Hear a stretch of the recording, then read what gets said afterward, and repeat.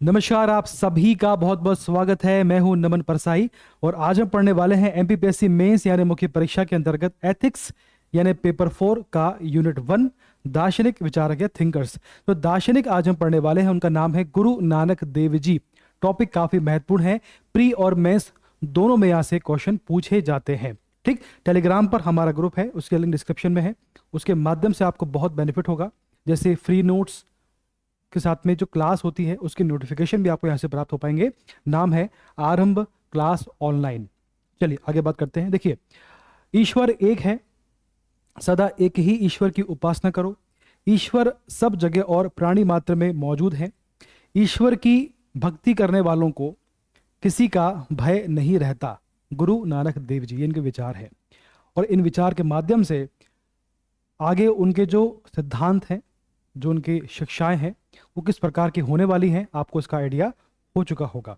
आगे बढ़ते हैं। चलिए, टॉपिक जो आज हम पढ़ने वाले हैं, हम सबसे पहले समझेंगे इनका जो सामान्य परिचय, इनका जन्म कहाँ पर हुआ है, माता पिता पत्नी वगैरह, इसके बारे में समझेंगे। इसके बाद में बात करेंगे हम लोग प्रारंभिक जीवन, इनका जीवन कैसे कैसे आगे बढ़ा है, दार्शनिक के रूप में इनका जीवन कैसे परिवर्तित हुआ है ना। इसके बाद देखेंगे हम लोग शिक्षाएं, इन्होंने अपने जीवन में कौन कौन सी शिक्षा प्राप्त करी है और कौन कौन सी समाज को देने का प्रयास किया है, जो समाज के लिए, तो उसको पढ़ेंगे।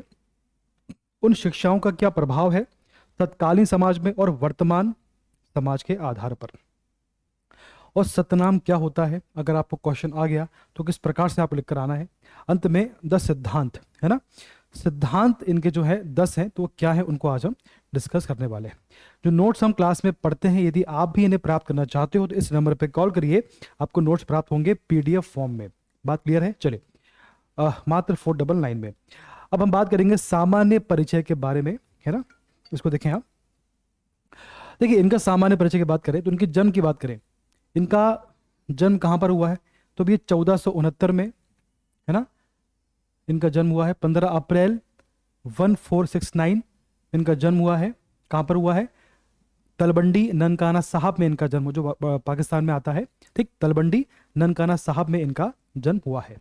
इनकी माता का नाम था तृप्ता देवी, पिता का नाम था कल्याण चंद या मेहता कालू, है ना। ये इनके पिता का नाम था और तृप्ता देवी माता का नाम था। बात क्लियर है? ये इनका जन्म स्थान। जो इनकी पत्नी का नाम था वो था सुलक्षणी, ये इनकी पत्नी है सुलक्षणी देवी। क्लियर है बात? चलो, बहुत कम उम्र में इनका विवाह संपन्न हो गया था। इनका जन्म कहाँ हुआ था? जन्म स्थान था तलबंडी ननकाना साहब, जो वर्तमान में पाकिस्तान में आता है ना। चले, अब देखिए ये स्थान है जहाँ इनका जन्म हुआ था। अब ये मैप पे कहाँ पे है, इसकी लोकेशन देखिए आप। देखो यहाँ पर देखिए भारत है अपना, है ना, ये भारत है। तो यहाँ पर देखेंगे आप तो यहाँ पर पंजाब आता है, पंजाब है ये, है ना, देख पा रहे हैं आप? क्लियर है? पंजाब के यहाँ पर अमृतसर है ना, यहाँ पर हरमिंदर साहिब है। यहाँ साइड में लाहौर के पास में यहाँ पर ननकाना साहब है, जो गुरु नानक देव की जन्म स्थली है। बात क्लियर है? चलो, कभी एग्जाम में क्वेश्चन आ गया तो ननकाना साहब इनका जन्म स्थली है, जो कि तलबंडी और पाकिस्तान में वर्तमान में आता है। आगे बढ़ते हैं। अब देखो उसको इनका कर्म क्षेत्र क्या रहा है। देखो, बहुत ही व्यापक इनका जो व्यक्तित्व है, बहुत ही व्यापक है ना। इनको अगर आप बोलोगे, ये समाज और धर्म सुधारक भी रहे हैं, है ना, और ये गृहस्थ भी रहे हैं। ठीक है, गृहस्थ भी रहे हैं, ये योगी भी हैं, है ना। इसके बाद में ये देश बंधु भी हैं, ये विश्व बंधु भी हैं, ये कवि भी हैं, और ये सिख संप्रदाय के प्रथम गुरु हैं। ये मेन सबसे पहले तो यही है कि ये सिख संप्रदाय के प्रथम गुरु हैं। प्रथम गुरु कौन से गुरु हैं? प्रथम गुरु। क्वेश्चन बन जाता है कि सिख संप्रदाय के प्रथम गुरु कौन है? आंसर क्या होगा? गुरु नानक देव जी।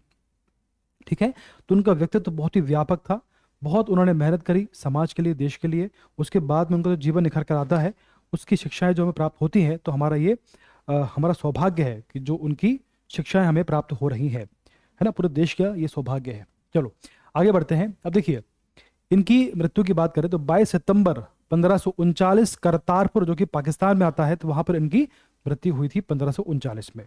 ये करतारपुर स्थान है, ये पाकिस्तान में आता है, यहाँ पर इनकी मृत्यु हुई है। करतारपुर कॉरिडोर ये अभी फेमस हुआ था। चलिए आगे बात करते हैं। अब देखें इनका जो प्रारंभिक जीवन है वो कैसा रहा है, उसको समझें आप, तो उनका जो जीवन में जो बदलाव आया है उसको आपको आइडिया होगा। देखिए इनका जन्म हुआ पाकिस्तान में तलबंडी में, जो वर्तमान पाकिस्तान में भारत का हिस्सा था। तो तलबंडी ननकाना साहब में इनका जन्म हुआ। इसके बाद धीरे धीरे बड़े हुए। ऐसा देखा गया कि इनका बचपन से ही इनका जो रुझान था, इनका जो आकर्षण था वो धर्म की ओर था, अध्यात्म की ओर था, है ना। और काफ़ी कम उम्र में, 7 साल की उम्र में इन्होंने स्कूल छोड़कर सन्यासियों के प्रति इनकी निकटता बढ़ती गई और धर्म की ओर, अध्यात्म की ओर ये आगे धीमे धीमे आगे बढ़ते गए। इसके बाद में काफ़ी कम उम्र में इनका विवाह कर दिया गया। बाद में इनको 2 बच्चे भी हुए, है ना। सुलक्षणी देवी इनकी पत्नी का नाम था। 2 बच्चे हुए। इसके बाद में इन्हें एहसास हुआ कि मेरा जीवन का उद्देश्य कुछ और है। मेरा उद्देश्य व्यापक है, समाज के लिए है, देश के लिए है, पूरे विश्व के लिए है। तो उन्होंने बहुत 30 साल की उम्र में, 30 साल की उम्र में अपना घर छोड़ दिया, गृह त्याग कर दिया। उसके बाद में उन्होंने यात्रा करना शुरू किया। यात्रा के दौरान उन्हें विभिन्न देशों की यात्रा की, जैसे अफगानिस्तान है, ये मक्का मदीना है। यात्रा के दौरान मक्का मदीना पहुंचे, ठीक। तो अफगानिस्तान, बगदाद, मक्का मदीना जैसे विभिन्न देशों की यात्रा करी। और यात्रा के दौरान उन्होंने अपनी शिक्षाएं बांटने का प्रयास किया, ताकि समाज में जो कुरीतियां हैं, जो बुराइयां हैं, वो दूर हो सके, है ना। अंधविश्वास है, रूढ़िवादी परंपरा है, रंग भेद है, जाति भेद, सभी मिले, सबके जितने भी देश हैं सब कहीं आपको ये बुराइयां मिलेंगी। तो उन्होंने सभी देशों में घूमकर अपने जो शिक्षाएं हैं उनको देकर समाज की बुराइयों को दूर करने का प्रयास किया, ठीक। अफगानिस्तान में ये आपका, ये मक्का मदीना में इस समय है ये। तो वहाँ पर ये समाज के जो लोग हैं उनको समझाने का प्रयास कर रहे हैं कि आप जो आपके समाज में जो बुराइयां हैं उनको इस प्रकार से आप दूर कर सकते हैं, ठीक। अब देखिए इस प्रकार से शिक्षा बांटी। अब देखिए इसके बाद हुआ यह है कि इन्होंने कभी ये प्रयास नहीं किया कि जो हमारा धर्म है, जो सिख धर्म है, ये कभी संप्रदाय बने। मतलब उनका कभी मन नहीं था कि सिख संप्रदाय, कभी सिख धर्म जो है वो किसी अलग संप्रदाय के रूप में विकसित हो। लेकिन इनके जो 5वें गुरु हुए अर्जुन देव, तो उन्होंने क्या किया, जो 5वें गुरु हुए जिनका नाम था अर्जुन देव, क्या नाम था, अर्जुन देव। तो इन्होंने क्या किया, जो गुरु नानक साहब की शिक्षाएं थी, उनकी जो शिक्षाएं थी, उन्होंने उनका संकलन किया, उनको संकलित किया, है ना, उनको संकलित किया एक ग्रंथ के रूप में। और उसे ही हम लोग आज आदि ग्रंथ कहते हैं। क्या बोलते हैं, आदि ग्रंथ, ठीक है। उन्होंने क्या किया, जो नानक देव की शिक्षाएं थी उनको एक ग्रंथ में संकलित किया, आदि ग्रंथ में संकलित किया, और वर्तमान में वो एक ग्रंथ है को सभी मानते हैं, ठीक। इसके आधार पर, इसी के आधार पर जो सिख धर्म है धीमे धीमे एक संप्रदाय के रूप में विकसित होता चला गया, और आज एक अलग संप्रदाय है, सिख संप्रदाय, है ना। बात क्लियर है। तो अर्जुन देव ने इनकी शिक्षाओं को आदि ग्रंथ में संकलित किया हुआ है, ये अलग फैक्ट है, ठीक है। चलिए इस प्रकार से धीमे धीमे इनके धर्म का, इनके संप्रदाय का विकास होना चालू हुआ। अब देखिए, अब हम पढ़ रहे हैं कि अगर आपसे क्वेश्चन कभी इस बारे में आ गया कि इनके जीवन को लिखिए, जो शिक्षाएं लिखी है, तो आपको शुरुआत कैसे करनी है। क्वेश्चन क्या बनेगा कि गुरु नानक देव की शिक्षाएं लिखिए, है ना, इनकी जो शिक्षाएं हैं उसको लिखिए। तो किस प्रकार से आपको लिखकर आना है, सबसे पहले देखो जो आपका आंसर बनेगा उसमें सबसे पहले आपको उनके बारे में लिखना है। क्या लिखना है आपको कि भी गुरु नानक अपने व्यक्तित्व में दार्शनिक, गृहस्थ, त्यागी, धर्म सुधारक, समाज सुधारक, देश बंधु, विश्व बंधु आदि के सभी गुण उत्कृष्ट मात्रा में समेटे हुए थे। यह आपने उनके बारे में बता दिया कि उनका जो व्यक्तित्व था किस प्रकार का था। अब आपको जो उनकी शिक्षाएं हैं उनको आपको कम शब्दों में समझानी है। जैसे पहला है आपका एकेश्वर में विश्वास करते थे, एकेश्वरवाद में ये विश्वास करते थे। इनका मानना था कि सभी रूप में ईश्वर एक ही है, बस उनको प्राप्त करने का तरीका अलग अलग है। हिंदू मुस्लिम में अगर आप भेद कर रहे हो ईश्वर के नाम पे तो गलत है, सभी का ईश्वर एक ही है, उनको प्राप्त करने का माध्यम अलग अलग है, उनका तरीका अलग अलग है, ठीक। तो उन्होंने हमेशा एक ही ईश्वर को समर्थन किया है। मन, वचन, कर्म की शुद्धता पर बल दिया है। मन, वचन कर्म और आपके शुद्ध होना चाहिए, तभी आपको ईश्वर प्राप्त होंगे।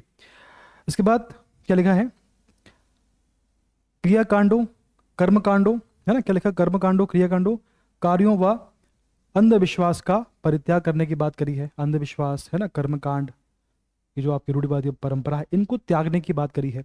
इसके बाद क्या लिखा है अंत में, विषमताओं का परित्याग परित्याग कर पवित्रता को अपनाने पर बल दिया। जो हमारे समाज में विषमताएं हैं, है ना, जाति को लेकर, रंग को लेकर, उनको आप जो ऊपर जो आपकी जाति है, रंग भेद है, अमीर गरीब है, तो विषमताएं हैं, उनको दूर करके पवित्रता को अपनाने की इन्होंने बात करी है। ठीक, तो आपका 4 हो गए। आगे बढ़ते हैं, इस प्रकार से आपको समझाना है। फिर आपका जो 5वां पॉइंट बनेगा वो बनेगा कि भाई स्त्री पुरुष की समानता का महत्व समझाया। क्या बोला, स्त्री पुरुष की समानता का मत पर बल दिया। इसको ऐसे लिखें कि स्त्री पुरुष की समानता पर बल दिया, ये भी सही होगा। फिर लिखा है कि जाति प्रथा का बहिष्कार की बात करी है ना, जाति प्रथा गलत है।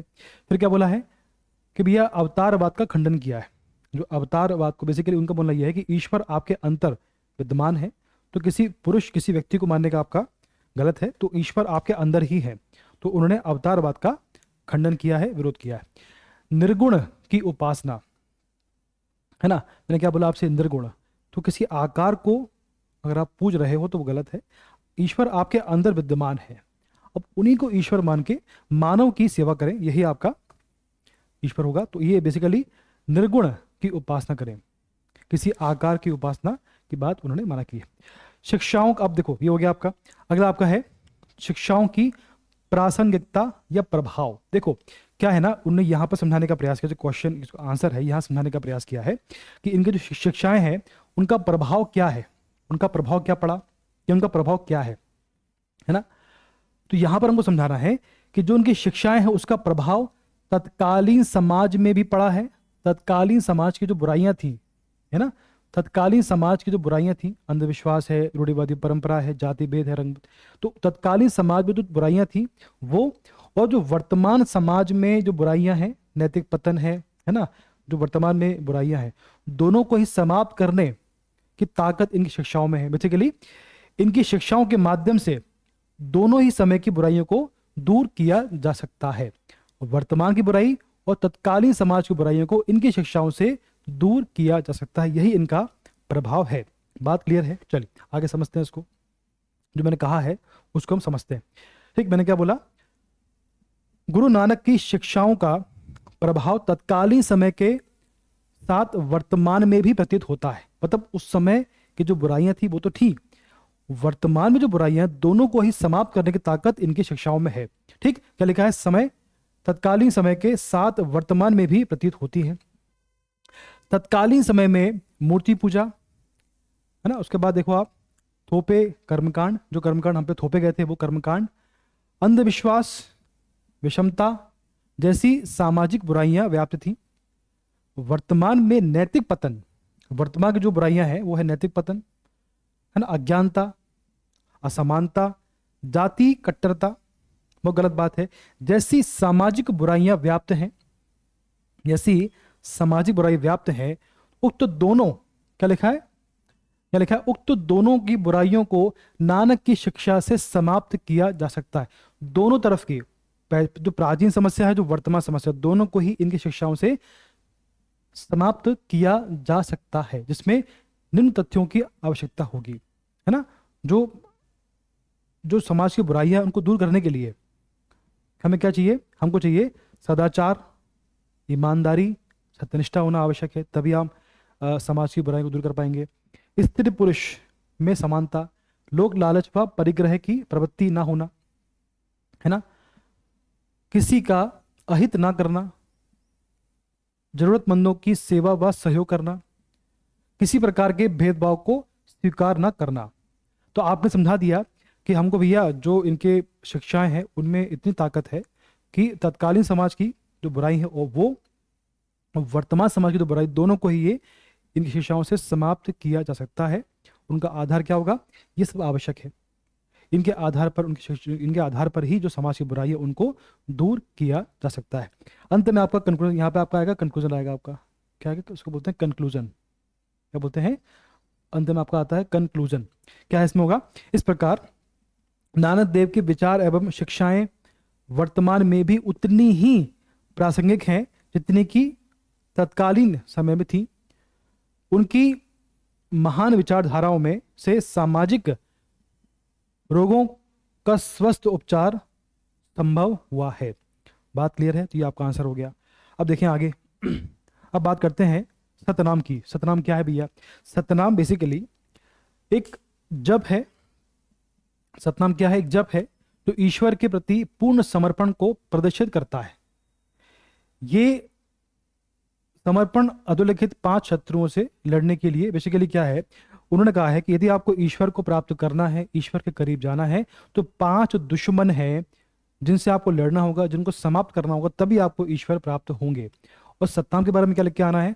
सतनाम एक जप है जो ईश्वर के प्रति पूर्ण समर्पण का भाव आपका व्यक्त करता है, प्रदर्शित करता है। और 5 दुश्मन है जिनको समाप्त करके ही आप ईश्वर को प्राप्त कर सकते हैं। कौन कौन सा है? काम, क्रोध, लोभ, मोह और अहंकार। कौन कौन सा है? काम, क्रोध, लोभ, मोह या माया और अंत में अहंकार। ये 5 दुश्मन है जिनको समाप्त करके ही आप ईश्वर को प्राप्त कर सकते हो। ठीक, क्या लिखा है? जब एक मस्तिष्क इन इन क्या लिखा है, दुश्मनों से मुक्त नहीं होता तब तक ईश्वर से साक्षात्कार असंभव। जब तक आप इन दुश्मनों से मुक्त नहीं होते, आपका मस्तिष्क इन दुश्मनों से मुक्त नहीं होता, तब तक आपका ईश्वर से साक्षात्कार संभव नहीं है या मुश्किल है। ठीक, तो आपका सतनाम का आंसर हो गया। आगे बढ़ते हैं। अब देखो, गुरु जी के, जो गुरु नानक के 10 सिद्धांत, ये क्वेश्चन पूछा जाता है कि इनके सिद्धांत हैं, तो इनके 10 सिद्धांत लिखिए। ठीक, तो आपको लिख के आना है। सबसे पहला है कि ईश्वर, क्या लिखा है? ईश्वर एक है। ईश्वर एक है। सदैव एक ही ईश्वर की उपासना करें। सदैव जगत के कण कण में ईश्वर व्याप्त है। ईश्वर एक है, जगत के कण कण में ईश्वर व्याप्त है। सदैव एक ही ईश्वर की उपासना करें, है ना, ये लिखा हुआ है। सदैव एक ही ईश्वर की उपासना करें। फिर क्या लिखा है कि भैया सर्वशक्तिमान ईश्वर की यदि आप उपासना कर रहे हो तो आपको किसी का भय नहीं होना चाहिए। ये लिखा है, उपासना करने वालों को किसी का भय नहीं रहता, है ना, ये हो गया आपका। इसके बाद में बुरे कार्यों से के बारे में सोचना नहीं चाहिए।